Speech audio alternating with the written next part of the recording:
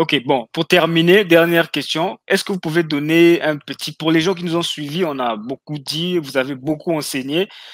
Si quelqu'un se demande, se pose la question de savoir, oui, bon, vous avez terminé l'interview, mais qu'est-ce que je retiens? Je suis entrepreneur. Est-ce qu'il n'y a pas un petit ABC tout de suite que vous pouvez me laisser là, que je peux appliquer tout de suite là, après cette interview-là? Après avoir suivi cette interview, dès demain, je commence à appliquer cet ABC-là. Ça peut être quoi? Oui, les ABC de l'entrepreneuriat. Un, vous devez économiser.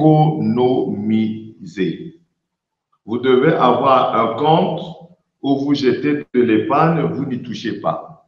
Ça, c'est la clé fondamentale d'un homme qui veut se lancer dans l'entrepreneuriat ou de quelqu'un qui s'est déjà lancé dans l'entrepreneuriat.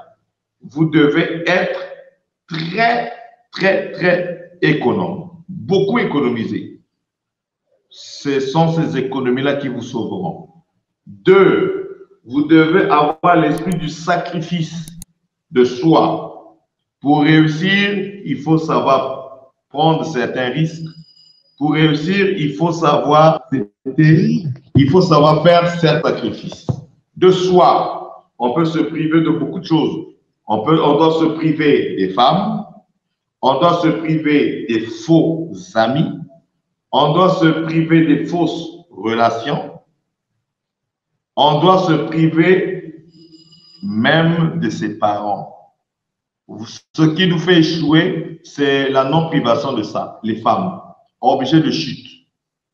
Elles hument le don de l'argent, elles vont venir vite comme des mouches, les femmes. Obligées de chute. Les faux amis, ils viennent nombreux, très nombreux comme des mouches.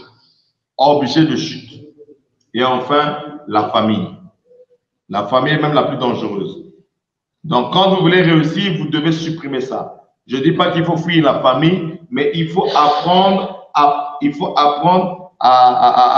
il faut savoir avec quel membre de famille vous devez construire votre avenir et avec quel membre de famille vous devez mettre certains murs. Parce que tous les membres de la famille ne sont pas d'accord pour votre réussite. Et en Afrique, ce sont les membres de la famille, les faux amis, les femmes qui vous aideront à aller vers le bas.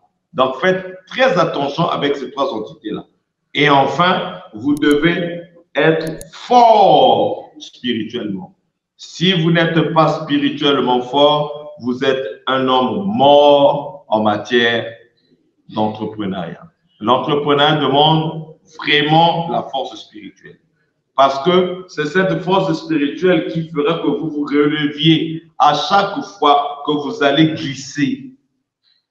Ne pensez jamais qu'en affaires, tout vous réussira. C'est faux.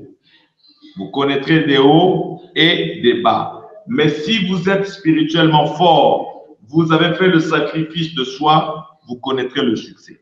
L'épargne que vous ferez vous permettra de créer d'autres activités qui seront comme des pneus de secours. Ne comptez jamais sur une seule activité.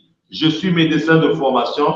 Ce métier me suffit pour vivre. D'ailleurs, il me nourrit et il nourrit ma petite famille. Mon métier de médecin me nourrit largement.